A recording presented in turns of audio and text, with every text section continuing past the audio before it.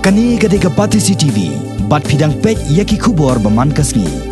Kahil State People's Democratic Party Hspdp Mawmuthoh Union kabahak papo Kynnoh Krem constituency kala pendam jori Rangbah Shnong jong Shnong Mawmuthoh ubak ribor khar umnoi halor ka Jingbam sha jong tei Rangbah Shnong ban Pynlong ya ka Jingïalang jong ka Hspdp hakani ka Shnong kabala thmo ban Pynlong mena ka arterek menta bana rempang da ka bakanno ro bau ne Rangbah Shnong ulale politics penban halor kani ka benta haka ji kendo berginong pathai kabor ne ka sngi ka khar arterek rempang hasulong press club ubak Horbenson khar kongor ubadai working president jangka Hspdp Mawmuthoh Union ulai tho bahaswa ban Pynlong ya ka Jingïalang nagalang ka seng keladap ban pentep syurang ba Shnong ban muuru ulai bor ban Pynlong ya ka Jingïalang hendai ka pojan miet pat uni urang ba Shnong ula pentep bakin sa pensange no ya ka ni ka Jingïalang katkum ka je tho jong ba Horbenson khat kongor ba ya ka ni ka Jingïalang la pentep hakapor ka babiang syurang ba Shnong hendai namar ba udai unang bot jong ba HSLA kumta syamla aibet ya ki ban Pynlong ya ka ni ka Jingïalang kini kinong ilam kila kentat ru ya kajing syak kena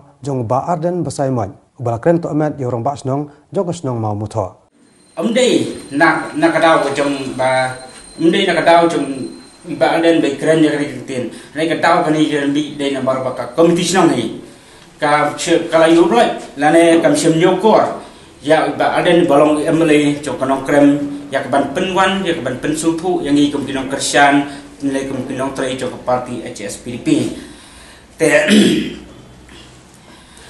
nomor tak kadau dei hakijisha dei ke komiti Shnong ka bom senyau kan ya kaneka ya iba arden kembali la Kynnoh ba kembala Kynnoh daki